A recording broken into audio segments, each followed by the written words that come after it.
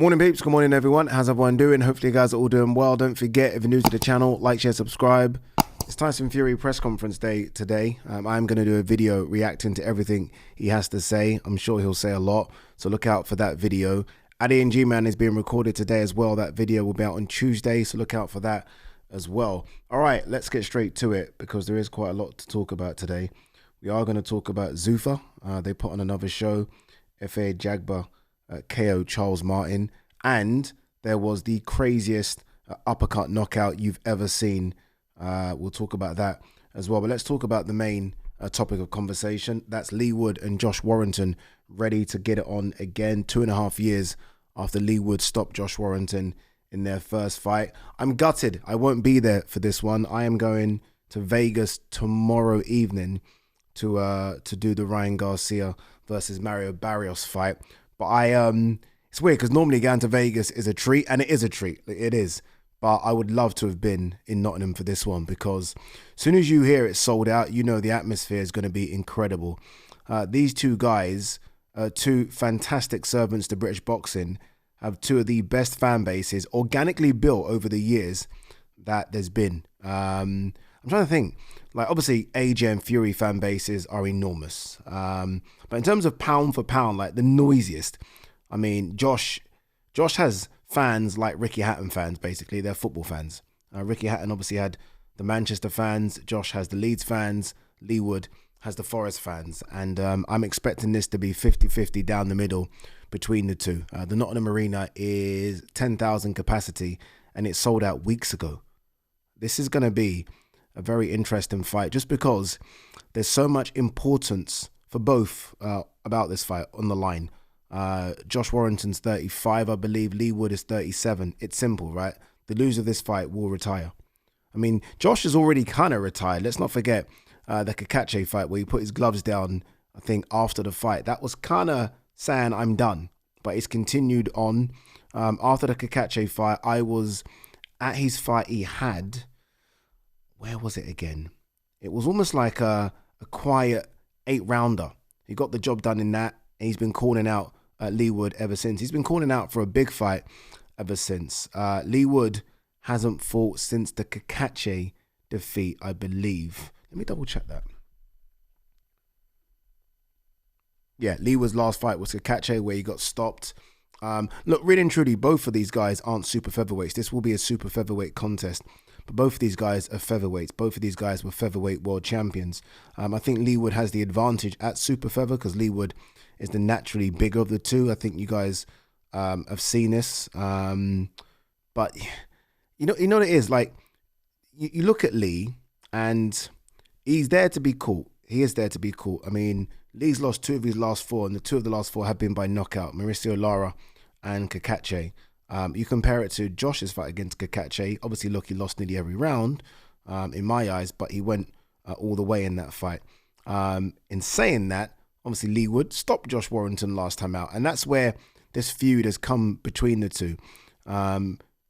Josh, at points in that fight, looked like he was on top, especially early. Leigh, as Leigh does, weathers the storm and comes back strong. He's very gutsy, always seems to go to the well and find something. And then the stoppage is what seems to have irked Josh over the years. I don't know if you guys remember, obviously Josh got put down, got up, and then walked to his corner. And then he's not facing the ref. He's almost talking to his corner, not listening to the referee's instructions, not turning around. The referee stops the fight. Josh is none too happy. I thought it was a fair stoppage. I thought it was a heavy knockdown. It was a fair stoppage. Josh obviously would argue against that.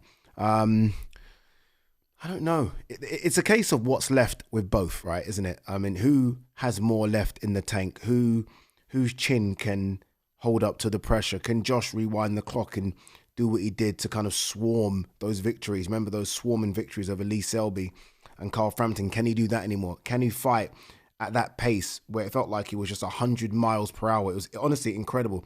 That was a long time ago. Josh has lost, I think, 4 of his last 5. And look, when you look at it, or 3 of his last 4, when you look at who he's lost to, there's no shame in those defeats. Kakache, Luis Alberto Lopez, Leigh there's no shame. But the fact is he's lost. So look, both are coming to the end. Both will know this. I'm not telling you something you guys don't know. One's 35, one's 37. Again, you look at their recent records and they're suffering defeats, they're suffering knockout defeats. So both are coming to the end. It's just a case of who has a bit more, who's got more left. And I think they're going to give it their all. This is why it's almost a can't miss fight.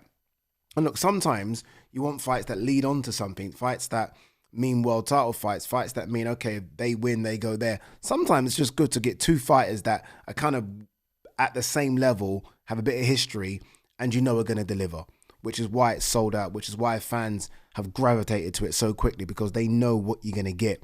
You know what you get with Leigh Wood. It's a fucking Rocky movie. It really is. I mean, Leigh is so entertaining. It's a Rocky movie. And you know what you get. You Josh, again, it's like a Rocky movie. So look, good luck to both guys. I wish both of them the best of luck. I absolutely adore both. Again, I think both have been a credit to British boxing. Their fans are a credit to British boxing. As I said, I mean, you remove the big boys, and I'm talking most of the heavyweights because, you know, fans, especially casual fans, gravitate to heavyweights. These two have had the best fan bases over the last 10 years, the loudest fan bases over the last 10 years. I've always said that Josh Warrington versus Mauricio Lara at Headingley was just gold. Honestly, gold. Leigh Wood against Michael Conlan, gold. And here we are, these two going at each other again. It is, and I said this, I think, already, and I hope this doesn't come across as, you know, rude to either one, but this is, you lose, you probably retire. You probably retire. It's a difficult, and I don't know if the loser would even want to kind of have to trudge to get back. 35, Josh, 37, Leigh. They've both suffered quite a few defeats recently. So yeah, we are talking last chance saloon for both, but good luck to both in that fight. Sorry to interrupt the video, but this is very important, and I'll be quick. If you're one of these people that watch the channel and don't hit that subscribe button, or forgot to hit that subscribe button, please hit the subscribe button. It's really important. It will help grow the channel. I am trying to chuck different types of content on the channel as well. I am trying to get to 200,000 subscribers. I know it sounds crazy, but who knows, right? By the end of the year. And I need you to hit that subscribe button if you haven't already done so. All right, back to the video. Oh, very quickly, co-main event in that fight. It's a great one. Ishmael Davis versus Bilal Fawaz. Like, I mean, Ishmael Davis, doesn't he rest? This will be Ishmael Davis's full fight in 5 months. Full fight in 5 months. So we had the Kevin Ajako fight. Kevin Ajako, I think I've got this right, which he lost. Close fight. Then he had one in between. He had like a 6 or 8 rounder in between. Still a fight. Still have to go through fight camp. Then he fought Sam Gilly. And now he's fighting Bilal Fawaz. That Kevin Ajako fight was in September. 4 fights in 5 months is insane. Look, I applaud him, but I am a bit concerned that there isn't much time to kind of, you know, re-energize, turn around. He's a very big 154 pounder. Bilal Fawaz is perfectly built for this weight. Like, almost feels like this is kind of his walk-around weight when you see him. Always in shape. And his story is an incredible one. Obviously, coming off that good win against Junaid Boston, that puts him in this position. And, I mean, I'm not joking. You almost feel like there's going to be a fairy tale ending to Bilal Fawaz's career. Like, you win this, does Eddie somehow get him a world title shot? This might sound crazy to you guys, but it could happen.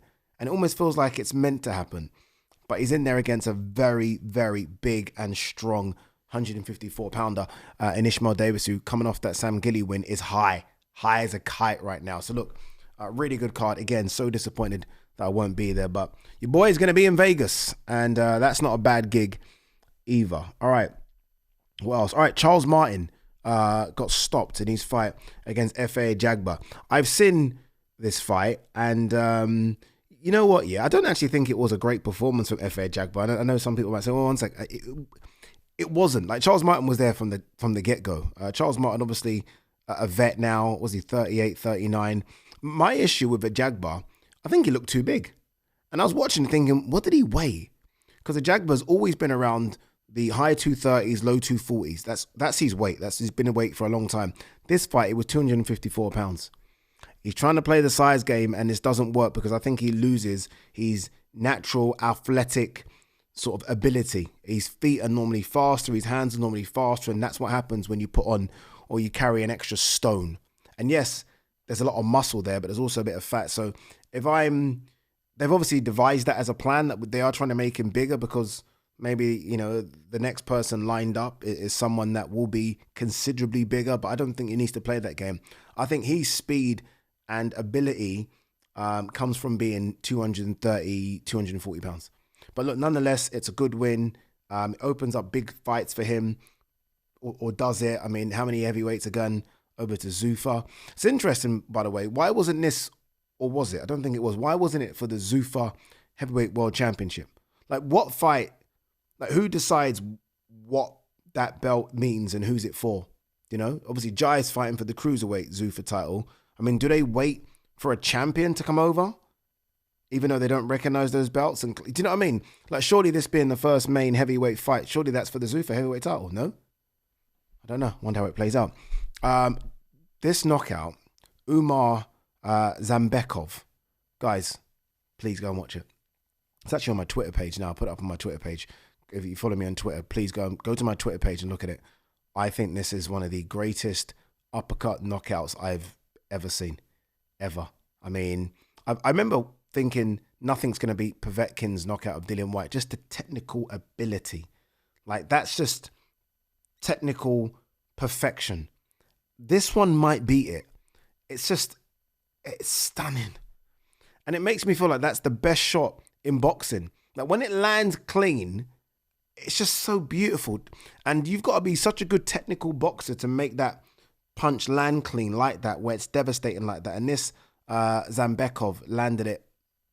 Oh my God, crazy. Zufa have signed a Mark Magsayo as well. I'm hearing they're going to raid Top Rank and sign a lot of their talent. Look, they're busy. That's one thing about them. As much as we said, or I said that, you know, what are they doing? They haven't signed any big fighters. They're not putting on big shows. They're active. If I'm a fighter, I'm looking at thinking, whoa, they're putting on shows. I just want to stay busy. If you're a fighter, you want to fight 3-4 times a year because you only get paid when you fight. You don't want to be one of these that only fight twice a year. So if Zufa are going to be putting on these shows, which it feels like every other fucking week, then you might look over there, right? You might. Jimmy TKV and Richard Riakporhe set to fight on Fury Makhmudov card. I like that fight. I'm not mad at that at all, by the way. British heavyweight title fight. There was a lot of talk about Jimmy TKV versus Johnny Fisher. I'm guessing this came across the table. It's, I think, going to be chief support. So maybe this is a bit more money than fighting Johnny. And if that's the case, you can't blame Jimmy TKV. Richard Riakporhe at this stage is arguably a tougher fight than Johnny Fisher. It's a good fight. It's a good fight. The British heavyweight title is always producing good fights. Fraser Clark versus Jimmy TKV was a good one. And now I think this one will also be pretty good as well. So, yeah, again, that's going to be, I'm guessing they're going to announce all of these undercard fights, I hope, today. Again, we are going to react to that press conference a bit later. Teofimo Lopez, by the way, was at the Zufa show. I mean, are they going to sign Tio as well? I mean, a lot going on in it. There's a lot going on, man. You know, as a fighter, it's not a bad place to be. As a fan, it's a weird one because you feel like, are there now going to be more roadblocks to fights happening? Like now, if a fighter, say, let's take Jai, for example, right? Jai obviously has this Brandon Glanton fight. If Jai comes through that, and we expect Jai to come through that, there's obviously, my brain's gone dead, Zerdo versus David Benavidez. Now, as a fan, I'd want to see the winner of that versus the winner of Jai Brandon. I mean, is that going to happen? I mean, you know, is Benavidez going to go over to Zufa? Or is Zerdo going to go over to Zufa? Like, do you know what I mean? It's just, I feel like there might be more restrictions put in place.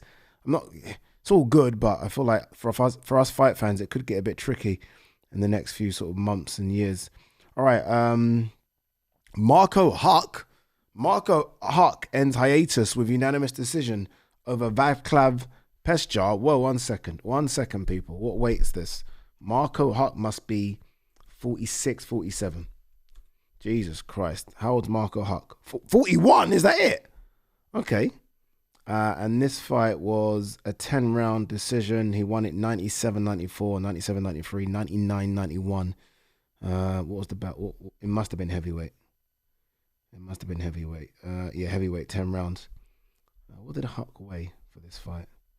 He weighed 220 pounds. Okay, it's not bad. Not bad. I mean, Huck, at one stage, I mean, this guy was an incredible cruiserweight. Like, incredible. Like, WBO cruiserweight champion for a long time. That's when the cruiserweight division was just fully loaded. Fully loaded. But yeah, I didn't really know that he was trying to do anything again. He had a fight in 2024. Before that, a fight in 2020. Anyway, all right, guys, girls. Yeah, look, so much content on the channel. Again, if you haven't subscribed, please do.